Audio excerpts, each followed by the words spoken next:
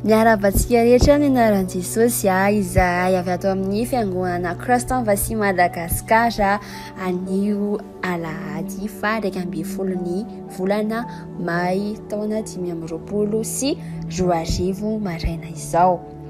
Fifaliana dia fifaliana foana no izaranay anareo ny rasotin'ny fahamarinana izay nosoratan'ny pasteur Chris Oyakilome izay filompanorina ny fiangonana Christ Embassy rehetra maneran-tany. Ny lohateny rasotintsika androany dia hoe ny fandehananao amin'ny fitiavana. Ten'Andriamanitra dia nalaina tao amin'ny Efesiana 4 ny 1:30 ka hatramin'ny 2:30 izay mivaky toy izao amin'ny anaran'i Jesosy. Esory aminareo ny folentika rehetra sy ny fahavinirana sy ny fahatezerana sy ny fitabatabana sy ny fitenenan-dratsy ary ny lolopo rehetra. Ary ao ka samy alemy fanahy amin'ny namany avy anareo. Amen. Ny famelabelaran'ny lelan'Andriamanitra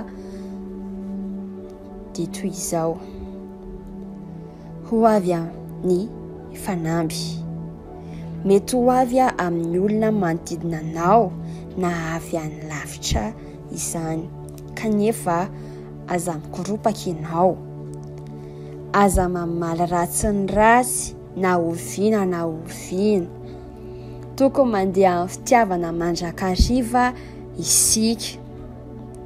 Mandeha amin'ny fitiavana mandrakariva za, mandeha amin'ny fitiavana mandrakariva ianao.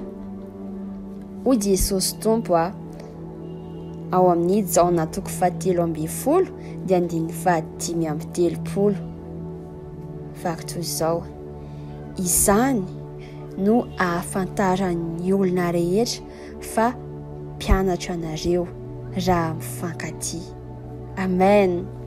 Dia ao amin'ny Matio ihany koa, Matio 5:4 ny Tompo ihany koa dia nilaza hoe tiavany fahavalonareo ary mivavaha ho an'izay manenjika anareo. Amen. Tokony manaraka ny dian'ny Tompo isika amin'ny fandehanana amin'ny fitiavana. Ho ihany koa amin'ny Efesiana 4 ny 1:1 ka hatramin'ny 2 amin'ny anaran'i Jesosy. Koa manara ny ohatra asehon'Andriamanitra tahaka ny zanaka malala ka mandehana amin'ny fitiavana tahaka ny nitiavan'i Kristy atsika. Alleluia. Afaka mandray ny fanaratsiana ve ianao nefa tsy miady amin'izany?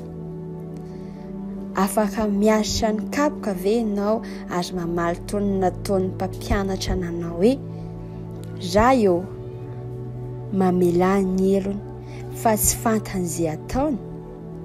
Tsy maintsy mandresy io sakan'io ianao. Tsy tokony hitahiry lolopo mihitsy ianao io satria anaka ny fandrosoanao dia anakana fandrosoanao ara-panahy izany. Tsy mampaninona izay olona anananao lolopo hoe namana, mpiara-monina, olo tsy fantatra, fianakavinao, fa anakana ny fitombonao izany. Ny fangidiana sy ny fihetseham-po ratsy rehetra dia manentsina ny kodiaran'ny fandrosoana. Noho izany esory ao amin'ny fiainanao izany ary misafidiana andeha amin'ny fitiavana.